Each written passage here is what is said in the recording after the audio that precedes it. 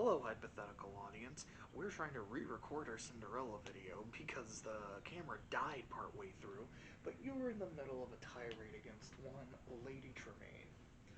So short version of what happened last time, we went over the basic plot of the film, which is Cinderella. I don't think we really need to go over that again. And you were, as I was saying, just unleashing your bitter hatred towards this old woman, which I can't blame you or disagree with you for. She is a horrible after the dress ripping scene, I just said out loud, I'm gonna kill him. I don't care that they're fictional characters. I want to kill them. They're cunts.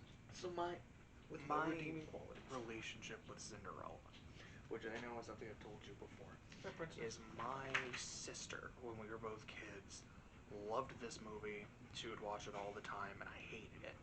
For whatever reason, probably I was like, it's about a girl. But she watched it so many times that I remember taking the video, and I wanted to break the video so that she could no longer watch the movie. And I know I've told you the story where I took a black crayon and scribbled all over it because I thought that was how I could break the video. Because I didn't know. Not on the tape specifically, on just the front of the VHS. Yes, on the casing. No, so it was on the actual tape, but it's the part that says Cinderella on the part of the VHS, because I didn't know how else to do it, so I did what I thought would work as a child, and it didn't. So basically, my feelings on Cinderella are: this is a movie that gets you emotionally invested, because unless you just lack basic human empathy, you feel sorry for this girl. Yes. And you want to see her, get out of that situation. Now, granted, it's a little less of her doing it through her own power and more literal magic and talking animals to save her, which... But, what I will say, the way it's framed, is it feels like... She is helpless. She is unable to get out of this. Yes, and it seems like you have earned this through all the things, all the abuse you have been through, and how you have just done your absolute best the entire way. The universe is throwing you a bone because you deserved this. And I feel like, she is someone who does her best with everything she can. Yeah. And, oh gosh, the dress ripping. The dress ripping scene, you were cringing the whole time. Because the entire movie up until that point, I was dreading it. Because I remember that scene. I remember just how much it hurt. Something I noticed as while it's going on, how the background is just this aggressive red the entire time. And it does just kind of accentuate just how violent it feels, especially afterwards, where you see she's standing there, it's ripped, she just looks disheveled. You're like, this poor woman was assaulted. Yeah. And I witnessed this, and I couldn't help her. You just feel dirty having watched it. And then Tremaine the entire time just has that smirk. I just want to punch this woman in the face. And then afterward, just as I described it, that emerald glare whenever she's looking at Cinderella, and she's like, wait a second. She's humming the tune from the ball. Oh. She's gonna have a happy ending, but we can't have that. Oh, yeah. Ugh. She's just evil. She's just unpleasant. And yeah, I don't exactly remember what happened in Birth by Sleep, but I remember Aqua just being like, I don't want to save them. I shouldn't save them. They're horrible people. I should just let them die. I should kill her anyways. Yeah. Too bad she didn't become heartless. I mean, she already is. Other things to bring up. Lucifer the cat is an absolute gem.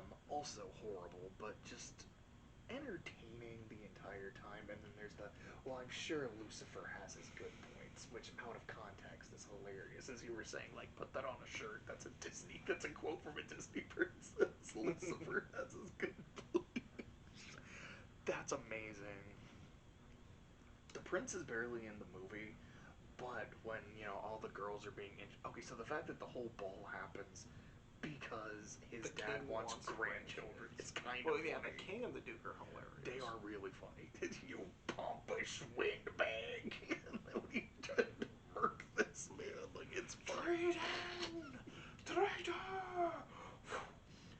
And then you have the prince who's being introduced to all these assuming beautiful women, and he literally just yawns and looks up at his dad. And then when like Tremaine's like daughters show up, the duke's like, yeah, like not even. Yeah, like the prince just cringes looking at them. No, Really? like I stayed up for this. I should have been in bed hours ago.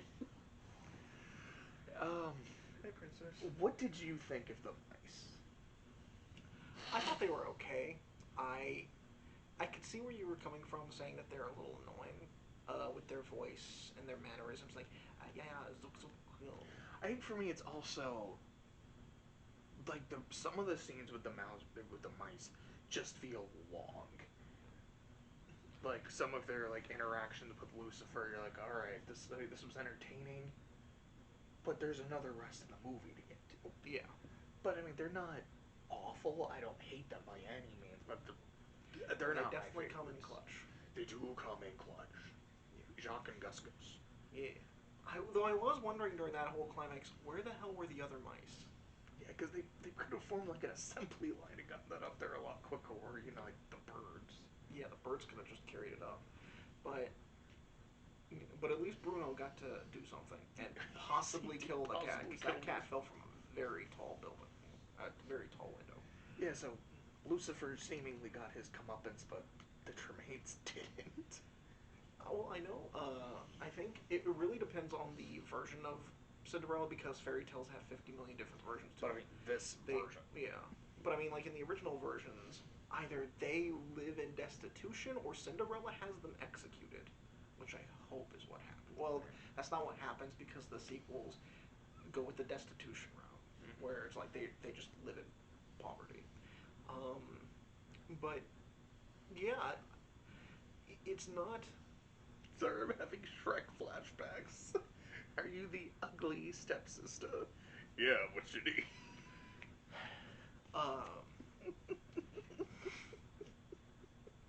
You Captain Hook playing the piano. Sorry, I love Shrek and Shrek 2. But anyways, so this is a very simple movie, but it does what it sets out to do very, very well.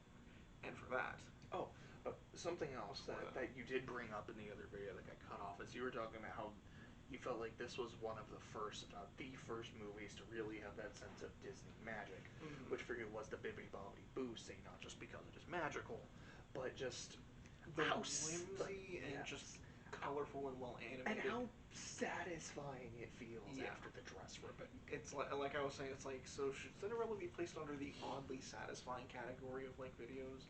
Like, you ever seen those like TikTok videos that are like oddly satisfying? It's like watching someone power wash like a sidewalk that's dirty as hell, and then it's just like shining clean afterwards. You know, it's those kind of videos, but it's like that whole sequence was just like, yeah.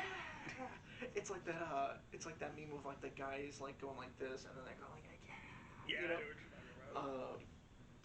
what you're talking about. But yeah, it's like, not to say that the other movies before this didn't really have the Disney magic to it. Like Snow White, like you can see it with Snow White, but it's like this felt like the first proper Disney movie with a lot of the same like tropes that you see in Disney, for better or for worse.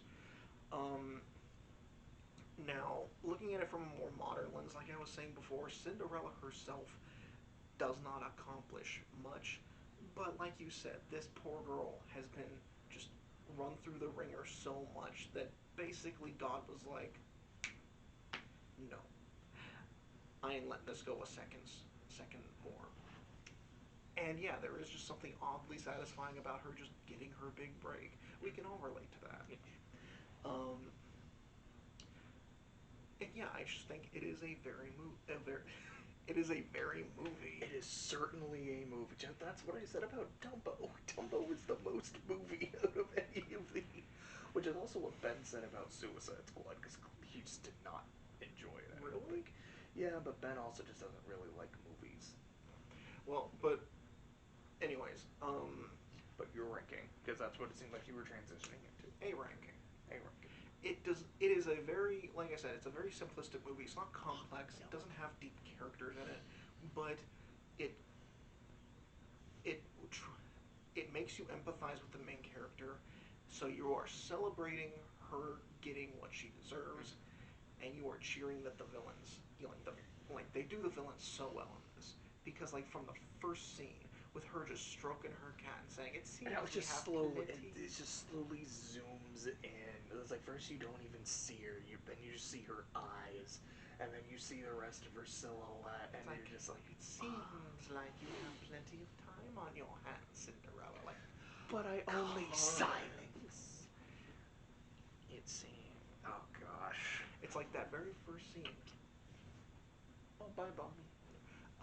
Like that very first scene establishes her as possibly the most hateable Disney villain. Because here's the thing, like there are villains who have done more evil things than she has, but all of them have something about them that you like. Scar is just so delicious. Frollo has a really good song. Well, there's not a lot of like things to enjoy about Frollo, but Maleficent just loves how evil she is. This is a I mean, woman. so does Tremaine. Well, She's clearly wrestling it. but like I discussed in the other video, it's Maleficent has a reason for doing what she's doing. However petty it might seem, however disproportionate her punishment towards Sleeping Beauty is, she has a reason behind it. And like we'll get into in Sleeping Beauty, like in medieval culture, like she got snubbed. Tremaine, there's no reason. So the reason I started giggling was I want to ask you a question. Who's worse, Cinderella's stepmother or Chicken Little's actual father? And you actually kind of have to think about that. We'll answer that when we get to Chicken Little. But I feel like I should bring it up. For me, it's a B tier movie. Yeah, Cinderella, not Chicken Little. Yeah. Well, maybe it is. I don't know. I haven't seen it in a long time. I remember enjoying it. So we'll see what happens. But to me, this is a B tier film. I very much enjoy it. I think to me, it is kind of me not really caring for the mice as much is why I can't quite put it in A tier. But I do feel like what the film does well, it does really well. Yeah. So I'm gonna give it an A rank. I think this is the first time I've ranked something higher than you. I know you've said this before, but I don't remember what. I think it was Saludos Amigos because I put it in D tier because I was like, it's not really even a movie. This is on a technicality, and you put it in C tier. Did I put that in C tier, really? Yes. Huh. I know where Three Caballeros was. Yeah. But anyway, so the next movie on the list is Alice in Wonderland, which we just watched. So we're about to make a video of it in, what, like 20 seconds? Yeah. Sounds good. See you in about 20 seconds.